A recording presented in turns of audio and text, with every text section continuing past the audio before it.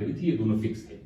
इसी में एक टाइप का क्वेश्चन और पूछा जा सकता है, वो थोड़ा ज्यादा अच्छा होगा, उसको भी थोड़ा समझते हैं।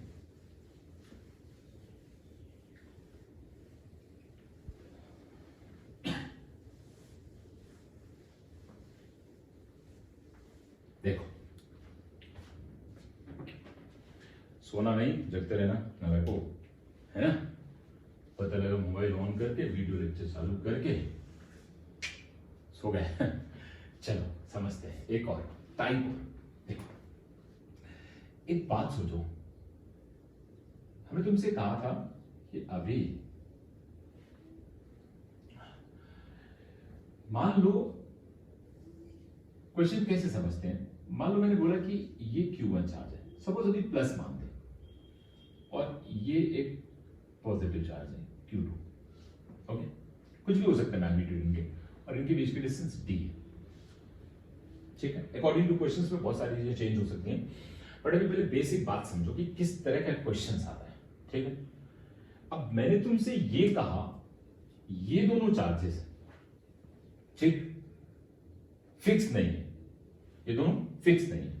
अब तुम ये कहोगे फिक्स नहीं तो उससे भाग जाएंगे, कोई बात नहीं, इनको थोड़ी देर के लिए ऐसे पकड़ के रखा है, इन दोनों चार्जेस को ऐसे मैंने पकड़ रखा, टेबल पे रखा, ऐसे पकड़ लिया, ओके। समझना, मतलब ये फिक्स नहीं है, इनको मैं बाद में छोड़ दूंगा, फ्री करूंगा मूव होने के लिए, वही तो क्वेश्चन है।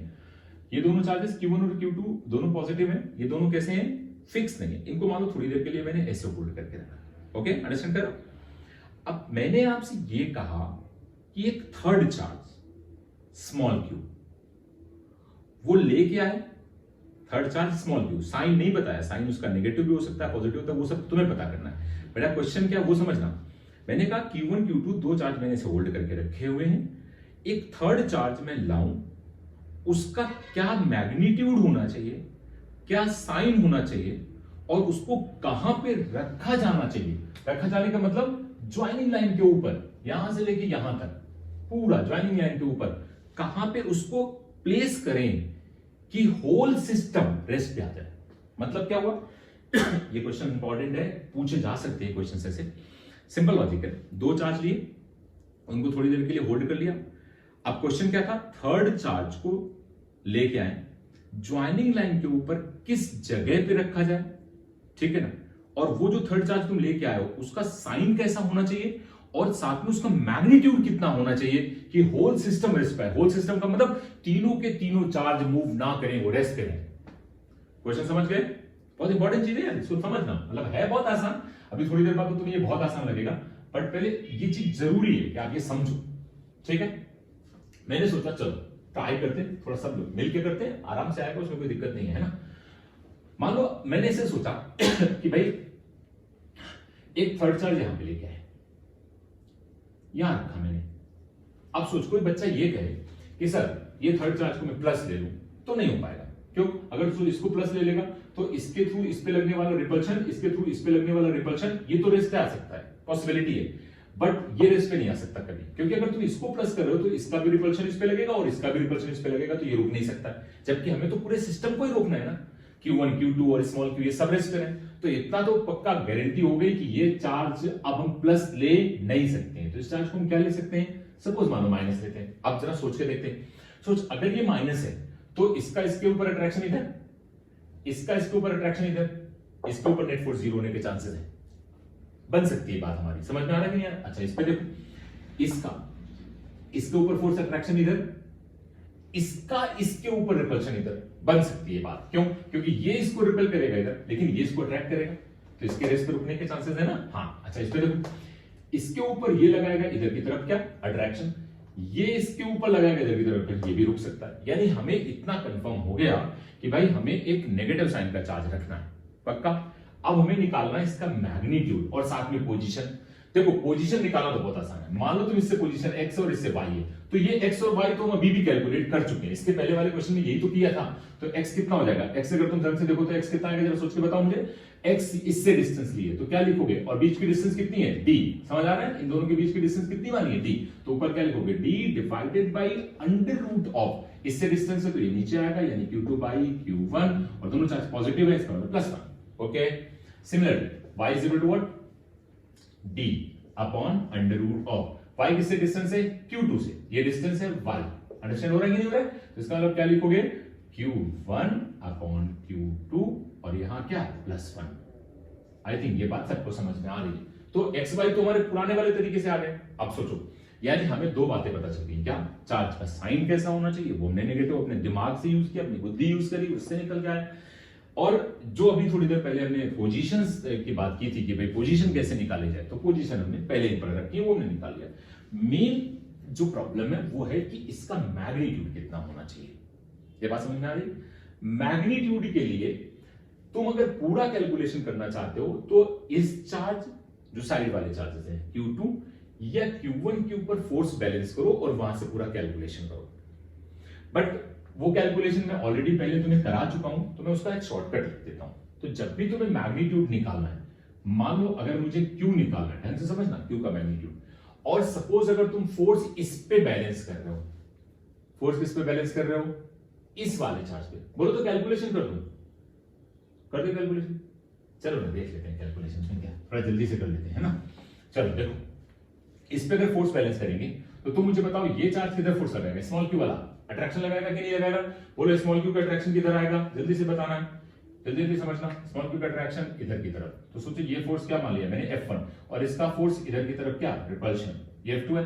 F2 कितना होगा जल्दी बताना, F2 is equal to, F2 की वैल्यू निकालनी है, F2 is equal to what, ये लगा रहे हैं तो क्या हो जाएगा, K Q1 Q2 divide by D square. Understand हुआ कि नहीं हुआ? ये बराबर किसके होना चाहिए, F1 के, तभी तो ये रेस करेगा। और F1 कितना है जरा ये बताओ, this is equal to F1, और F1 है कितना, ये लगा रहा है अट्रैक्शन का, तो क्या लिखोगे, K Q1 Q divided by x square. मेरे हिसाब से कोई दिक्कत नहीं है, बहुत आसान है।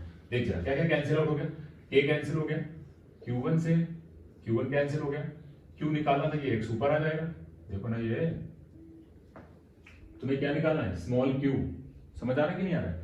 तो यहां क्या लिखोगे, ये आएगा तुम्हारा x square upon D square और into Q2 which is equal to Q।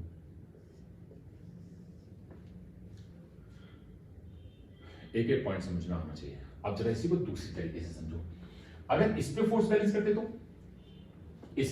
तो इस पे जब तुम फोर्स बैलेंस करते तो मुझे बताओ, ये चार्ज इसके ऊपर अट्रैक्शन लगा था इधर की तरफ, तो इसको मैं बोल दे रहा हूं F डैश, और ये वाला चार्ज जो प्लस का है वो इसके ऊपर लगा था इधर की तरफ, इसको मैं बोल दे रहा हूं F। समझ आया? हालांकि ये पहले से मुझे पता है ये F2 के बराबर है, क्योंकि ये इसके ऊपर रिपल्शन लगा रहा था। समझ आ रहा है कि नहीं आ रहा?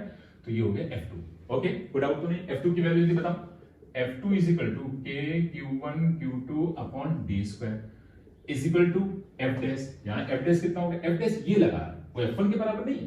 F डैश कौन लगा रहा है, Q, तो कितना हो जाएगा तेरा, देखो this is equal to K Q2 small q divided by, एक मिनट इस पेन से लिख देते हैं, Q2 Q और डिवाइडेड बाई, यहां क्या हो जाएगा, ये कितनी डिस्टेंस है, y स्क्वायर। जरा ढंग से देखो, K से K कैंसिल हो गया और Q2 से Q2 कैंसिल हो गया। अब y निकालना है, तो y को कैसे निकालोगे, ये चीज कहां आ जाएगी, एक मिनट इस कैलकुलेशन को, हाँ सही तो है, हमें Q तो निकालना था ना।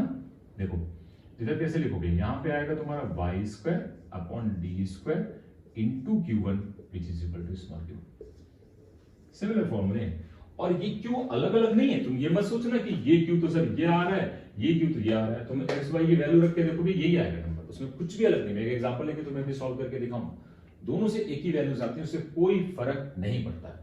ये दो जनरलाइज फॉर्मूला याद रखना, बस तुम्हें एग्जाम में ये याद रखना है कि एक्स वाई निकालना, साइन निकालना, ये तो अपने दिमाग से बहुत अच्छे समझ सकते हो। बट जब क्यू निकालने चाहोगे तो तुम्हें ये ध्यान रखना है कि हम फोर्स किस पे बैलेंस कर रहे हैं, Q1 पे बैलेंस कर रहे हैं कि Q2 पे बैलेंस कर रहे हैं। अगर तुम फोर्स Q1 पे बैलेंस करो, प्लीज केयरफुली ये बात सुनना, अगर तुम Q1 पे फोर्स बैलेंस कर रहे हो, ध्यान समझना, तो ध्यान से देखो, Q1 पे फोर्स बैलेंस कर रहे हो तो ये रिजल्ट आया तुम्हारे पास, आया कि नहीं आया?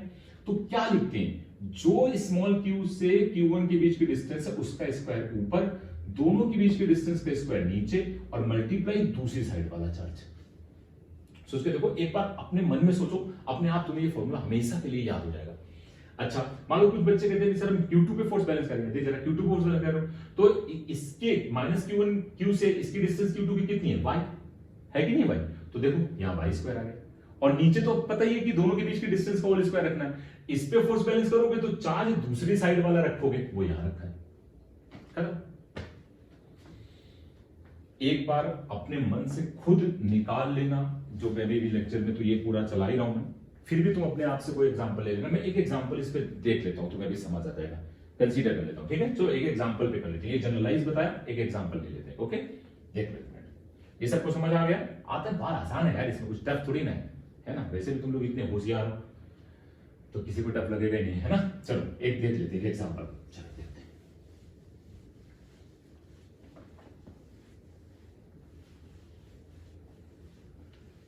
बेसिक बेसिक बातें हैं, क्या है, अभी तो टफ पढ़ा ही नहीं रहा हूं। टफ तो तुम लोगों को पता ही है कि क्या क्या पढ़ाया था हमने, है ना।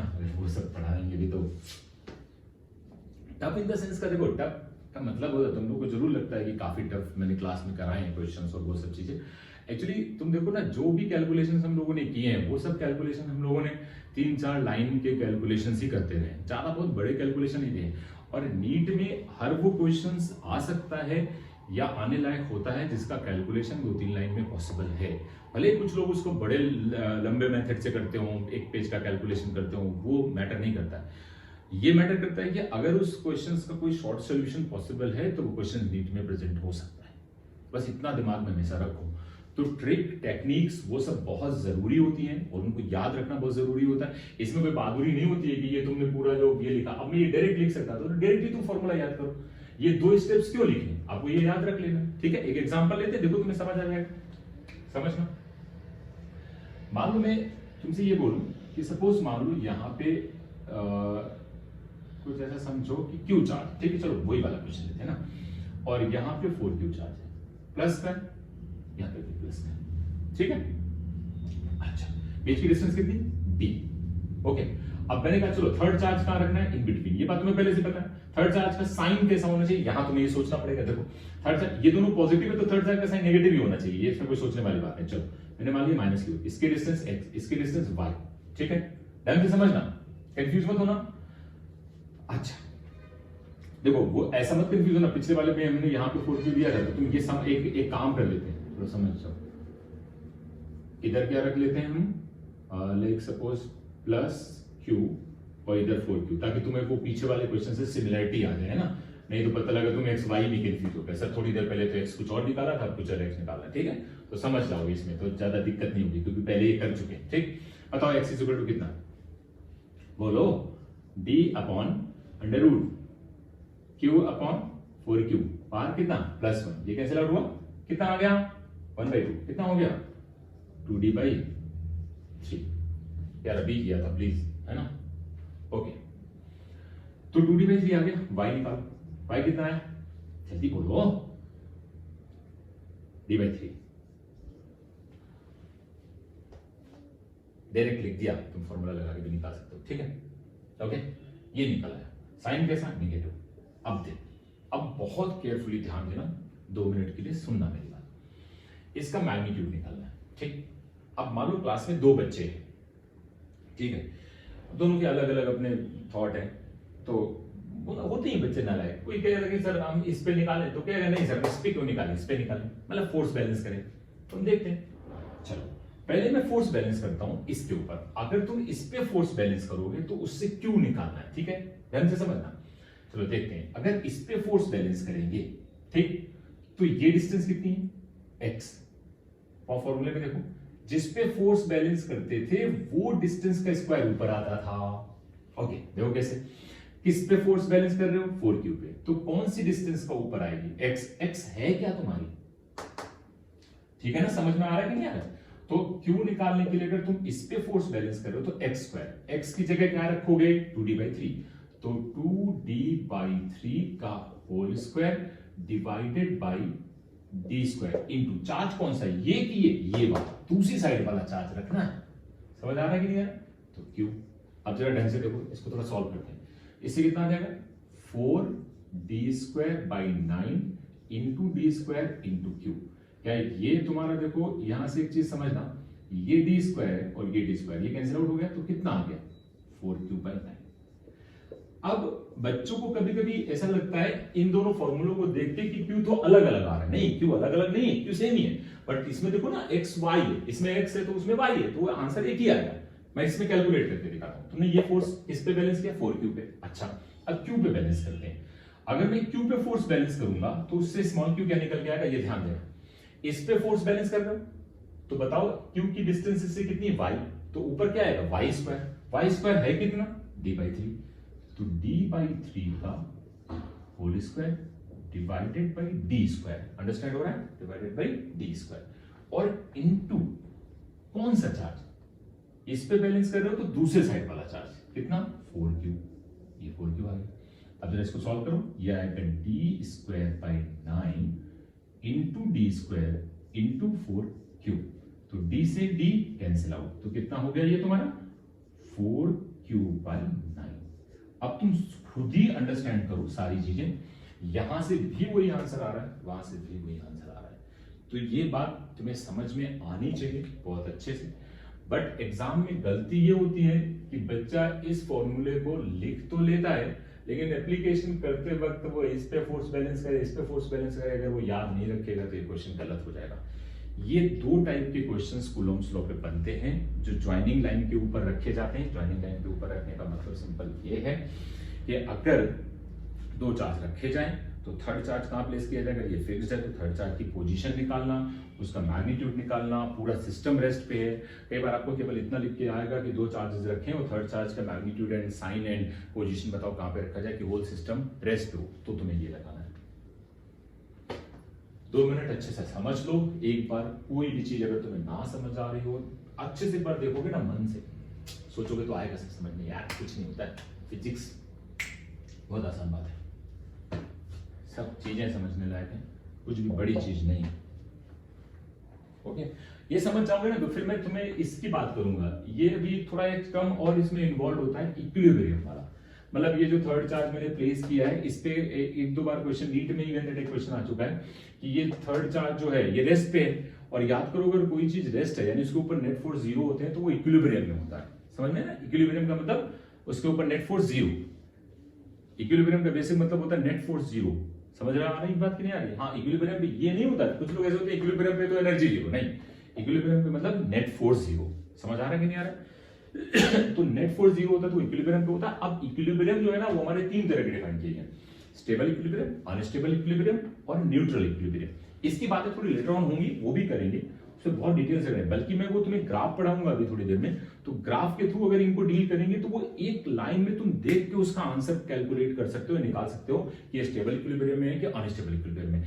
एननेसेसरी यहां पे बहुत ज्यादा उसके कैलकुलेशन में नहीं जाना, और मैंने तुम्हें क्लास में पूरा पढ़ाया है, इवन इस मेथड से भी पढ़ाया है, ग्राफ वाले से भी पढ़ाया है।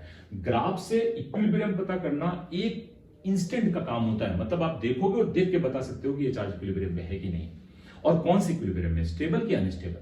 स्टेबल अनस्टेबल का सिंपल मतलब ये होता है कि अगर इस चार्ज स्टेबल है तो अगर सोचो इस चार्ज को इस ज्वाइनिंग लाइन के यहाँ इधर इधर हम थोड़ा शिफ्ट कर दें और छोड़ दें तो ये वापस यहाँ पे आ जाए तो स्टेबल इक्विलिब्रियम, ठीक है ना। और मान लो इसको इसकी पोजीशन थोड़ा इधर या थोड़ा इधर ले जाया जाए और छोड़ दिया जाए वापस यहाँ पे ना आए तो अनस्टेबल इक्विलिब्रियम, और इसको जहां पे छोड़ दो अगर ये वहीं पे हमेशा पड़ा रहे तो कैसा, न्यूट्रल इक्विलिब्रियम। न्यूट्रल का मतलब सिंपल यार, कोई फर्क नहीं पड़ता, उसको कहीं पे रख दो पड़ा रहेगा। समझ आ रही मेरी बात? तो ये सब अभी एक्सप्लेन होगा, इसके बारे में भी डिटेल से बातें होंगी, बट इतना तुम्हें आई थिंक समझ आ गया होगा। अब थोड़ी सी हम कुछ बातें करते हैं लाइक इलेक्ट्रिक फील्ड की, थोड़ा इलेक्ट्रिक फील्ड भी इसमें इन्वॉल्व करते हैं, तो थोड़ा दोनों कॉलम्स वाले इलेक्ट्रिक फील्ड पे फिर अच्छी चीजें थोड़ी और बनेंगी तो और मजा आएगी थोड़ी। ओके, तो जरा थोड़ा सा इलेक्ट्रिक फील्ड को एक इन्वॉल्व करते हैं, समझो जरा कि इलेक्ट्रिक फील्ड क्या है।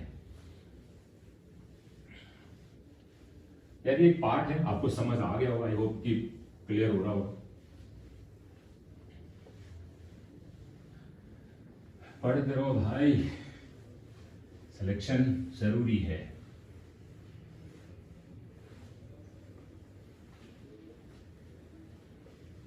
देखो सिलेक्शन हो जाता है तो इंसान की वैल्यू बढ़ जाती है ना, और अगर सिलेक्शन नहीं होता है जिसके लिए तुम पूरा 2 साल या 1 साल पूरी मेहनत करते हो और वो नहीं हो पाता है तो सब लोग बहुत समझ सकते हो ना, इसलिए पढ़ना बहुत जरूरी है।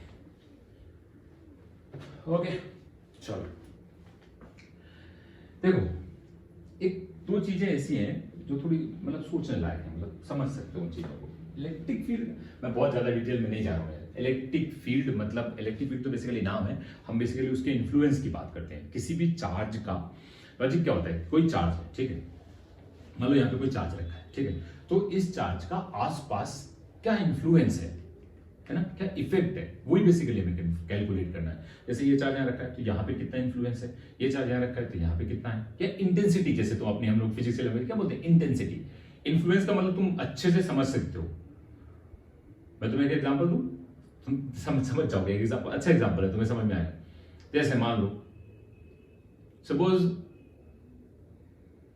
लो किसी बंदे को अपने पापा से बहुत डर लगता है, ठीक है, और सोच अगर उसके पापा उसके आसपास हों, यहाँ पे मान लो बच्चा और यहाँ पे पापा जी खड़े हैं, ठीक है, तो सोच पापा जी का इन्फ्लुएंस सबसे खतरनाक इसके ऊपर होगा।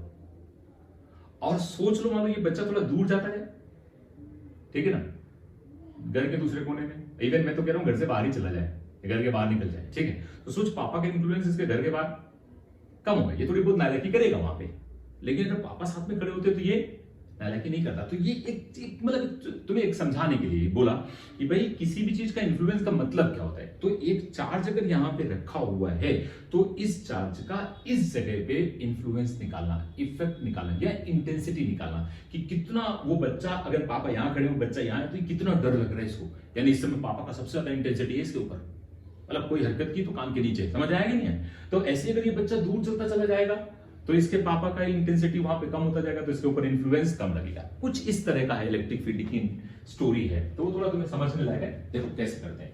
मान लो मैंने तुमसे कहा कि यहाँ पे एक चार्ज है, सपोज ये प्लस क्यू चार्ज है, और मुझे यहाँ पे इलेक्ट्रिक फील्ड इंटेंसिटी निकालनी है।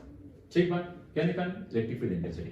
तुम्हें कुछ नहीं करना है, केवल इतना करना है कि ये अगर मान लो डिस्टेंस x है, यहाँ पे एक टेस्ट चार्ज रख दो। क्या रख दो, test charge, unit positive charge पता ही होता है। तो जो इस जगह पे इलेक्ट्रिक फील्ड होगी वो फोर्स के बराबर हो जाएगी। समझ आएगी नहीं, टेस्ट चार्ज यूनिट होता है, उसको 1 कूलम भी बोल सकते हो, कि यूनिट पॉजिटिव चार्ज। बात समझ में आई? या कुछ लोग इसको ऐसे भी बोलते हैं कि अगर मुझे इस जगह पे इंटेंसिटी निकालनी है तो इस जगह पे मैं 1 कूलम चार्ज रख दूं, और 1 कूलम के ऊपर ये वाला चार्ज जितना फोर्स लगाएगा वही इलेक्ट्रिक फील्ड होगी, और डायरेक्शन भी फोर्स की तरफ ही होती है। समझ आई मेरी बात? तो सोचो यहाँ पे फोर्स किधर लग रहा होगा, इधर, तो फोर्स की वैल्यू होगी कितनी, फोर्स इज इक्वल टू क्या लिखोगे, के Q not divided by x square. समझ आए? तो इस जगह पे इंटेंसिटी भी इधर की तरफ होगी, और वो इंटेंसिटी की अगर बात करोगे तो उसको क्या लिखोगे, F factor divided by Q not. समझ आएगी नहीं? तो अगर इसको ढंग से देखो तो क्या लिखोगे, के क्यू अपॉन एक्स स्क्वायर। ये सिंपल इलेक्ट्रिक फील्ड की वैल्यू है। समझ आ रहा है कि नहीं आ रहा है? सिंपल डायरेक्शन उधर की तरफ, वो डायरेक्शन मैंने यहां नहीं लिखी है, तुम्हें समझ में आ रहा होगा किस तरफ होगी। क्लियर, समझ में आ रहा है? तो यानी कि सिंपल लॉजिक है। अच्छा ऐसे सोच के देखो, अगर मैं ये कहूं तुमसे, ये क्या है, ये है इलेक्ट्रिक फील्ड इंटेंसिटी। अच्छा बताओ, इसको दूर ले जाओगे तो ये एक्स बढ़ेगा, तो इंटेंसिटी कम हो जाएगी। तो जितना हम एक चार्ज से दूर चलते चले जाते हैं उसकी इंटेंसिटी कम होती चली जाती है, या कह सकते हो कि उसका इन्फ्लुएंस खत्म होता चला जाता है। ये बात समझ आ रही है, इसमें कोई दिक्कत नहीं। ओके, मान लो ऐसे सोचो, जैसे मान लो ये रूम है, ठीक है, अब मैं इसमें रूम में कहूं कि इसमें 100 चार्ज है, कहीं पे रखे हुए हैं, कोई पॉजिटिव है, कहीं नेगेटिव है, कहीं कैसे भी है, ठीक है। और मान लो मैं तुमसे कहूं कि उन 100 चार्जेस की वजह से इस पॉइंट पे इलेक्ट्रिक फील्ड इंटेंसिटी निकालनी है। ठीक, देखो लॉजिक समझना, बहुत छोटी बात है बट समझ जाओ। तुम क्या करो, इस जगह पे एक 1 कूलम का चार्ज रख दो। क्या रख दो, 1 कूलम का चार्ज, और सब की वजह से इस पे फोर्स देख लो, उसका नेट निकालो, वही इंटेंसिटी होगी। पॉइंट समझ में आया मैंने क्या बोला? इस रूम पे मान लो 100 चार्जेस हैं, कोई नेगेटिव है कोई पॉजिटिव है, मुझे उससे कोई लेना देना नहीं, कैसे भी चार्जेस हो सकते हैं। इस जगह पे एक पॉइंट है, और इस पॉइंट पे तुम्हें क्या कैलकुलेट करना है, electric field intensity. Okay, electric field निकालनी है, तो आपको कैसे करना है, इस जगह पे क्या रख देना है, एक 1 कूलम का चार्ज। अंडरस्टैंड हो रहा है कि नहीं हो रहा है? इस जगह पे क्या रख देना है, 1 कूलम का चार्ज। तो अगर इस जगह पे 1 कूलम का चार्ज रख दो और फिर सबकी वजह से इस पे फोर्स निकाल लो। ठीक, सबकी वजह से लगने वाला जो नेट फोर्स होगा वो कैलकुलेट कर लो। सबकी वजह से अलग अलग डायरेक्शन में लग रहे हैं, उसका नेट निकालो। तो इस जगह पे जो सब फोर्स होगा 1 कूलम पे लगने वाला, वही क्या हो जाएगा, इलेक्ट्रिक फील्ड, वो इंटेंसिटी हो जाएगी। समझ आ गया कि नहीं आ गया? तो ये थोड़ा इस तरीके से थोड़ा इसको ध्यान रखने वाली चीज है। ओके, अच्छा एक चीज और समझो, जैसे कई बार ऐसा होता है कि मान लो इस पे ये थोड़ा और ज्यादा डिटेल में होगा, अभी जब हम लोग पोटेंशियल के आगे जब जाएंगे ना, एनर्जी और इन सब की बातें करेंगे, इंटेंसिटी की थोड़ी बहुत इसमें दिमाग लगेगा और भी अच्छा रहेगा ये चीज, ठीक है ना। हालांकि ट्रायंगल बनाने की कोई जरूरत नहीं, मेरे ट्रायंगल से कोई मतलब नहीं है, बट मैंने तो बस ऐसे बोला कि सपोज यहाँ पे एक चार्ज है Q2, यहाँ पे एक चार्ज है Q3, मान लो ये प्लस है और यहाँ पे एक चार्ज है Q1। देखो कंफ्यूज मत होना, कई बार बच्चे इसमें थोड़ा सा ध्यान नहीं देते हैं, तो उसको तुम्हें समझना होगा। मान लो मैं तुमसे कहूं कि इस चार्ज पे लगने वाला फोर्स कितना है, देखो उसको पहले तो थोड़ा समझो, एक थोड़ा लॉजिक तुम्हें समझ आएगा उससे थोड़ा मतलब समझना। देख इस चार्ज पे लगने वाला फोर्स, चला यहां पे आओ अपने पुराने वाले उसके, फोर्स क्या था, F इज इक्वल टू के Q Q not upon x square. Understand हो रहा है कि नहीं हो रहा है? अब जरा ढंग से देख, ये वैल्यू क्या है, इलेक्ट्रिक फील्ड, या यहां देखो ये क्या है, ये तो बताओ। यहां से तुम एक बात ये समझ सकते हो कि अगर मैं फोर्स निकालना चाहता हूं तो क्यू नॉट ई वेक्टर हो जाएगा। बेसिक बात है यार, इसमें कुछ है थोड़ी ना, इलेक्ट्रिक फील्ड और क्यू नॉट को मल्टीप्लाई कर दो, यहीं से तो ये आ गया कि नहीं आया। अब सोच अगर तू इस पे फोर्स निकालना चाहता है तो तुम्हें Q2 की यहां पे क्या चाहिए, इलेक्ट्रिक फील्ड, और Q1 से मल्टीप्लाई कर दो। समझ आ रहा है? तो अगर इसके ऊपर तुम्हें फोर्स लिखना है तो वो फोर्स कैसे लिखोगे, Q1 यहां लिखा, इसका समझ आ रहा होगा। अब इसकी इलेक्ट्रिक फील्ड यहां पे मान लो E2, इसकी इलेक्ट्रिक फील्ड यहां पे कितनी E2, और इसकी इलेक्ट्रिक फील्ड यहां पे E3, तो प्लस यहां पे फोर्स।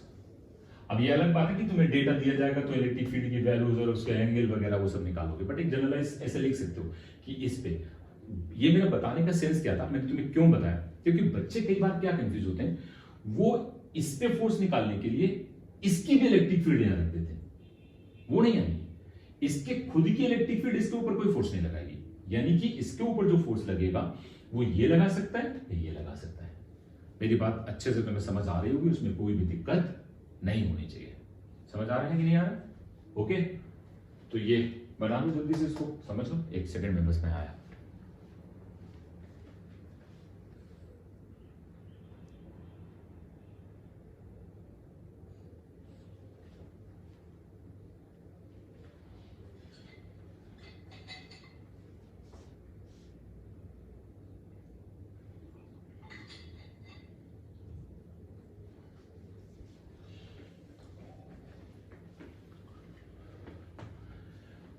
ओके, आई थिंक ये क्लियर हो गया, तुम्हें समझ आ गया सारी चीजें, इसमें कोई दिक्कत नहीं है। तो इसमें एक मुझे ग्राफ का पोर्शन और कराना था, ये ग्राफ और करा देता तो तुम्हें थोड़ा और ज्यादा मजा आती, पर कोई बात नहीं, आज इतना रखते हैं और इसके बाद नेक्स्ट लेक्चर में ग्राफ करेंगे तो वो इंपॉर्टेंट होगा थोड़ा, और उसको समझते हैं। और ये लेक्चर्स रिवीजन है तो धीरे धीरे से रिवीजन चलता रहेगा, इन साथ में एक न्यू टॉपिक स्टार्ट करेंगे लाइक ऑप्टिक्स, तो उसका एक नेक्स्ट वीडियो आपको और डालूंगा ऑप्टिक्स का, ठीक है। तो प्लीज और थोड़ा सा इसको समझ लेना, रिवीजन कर लेना। नोट्स में मैंने इससे कहीं ज्यादा डिटेल में सब पढ़ाया है, मतलब बहुत ज्यादा डिटेल में हमने बातें करी हैं, कितनी सारी चीजें, तो प्लीज उसको भी देखना। ये तो जस्ट मैं एक रिवाइज करा रहा हूँ, एक सिंपल उस पर। ऑप्टिक्स, हाँ ऑप्टिक्स पढ़ाऊंगा तो वो पूरा डिटेल में होगा, मतलब वो बहुत ज्यादा डिटेल में आपको पढ़ाऊंगा, एक एक पॉइंट लेके उसमें चलेंगे। बट क्योंकि इसका रिवीजन करा चुका हूं, मतलब ये सॉरी, इसमें मतलब पूरा टॉपिक में तुम्हें पढ़ा चुका हूं, तो इसलिए मैं इस पे बेसिक रिवीजन करा रहा हूं। मतलब बहुत सारे क्वेश्चंस पे मैं ले नहीं रहा हूं, कितने सारे क्वेश्चन उसमें हमने क्लास में लिए थे। ओके।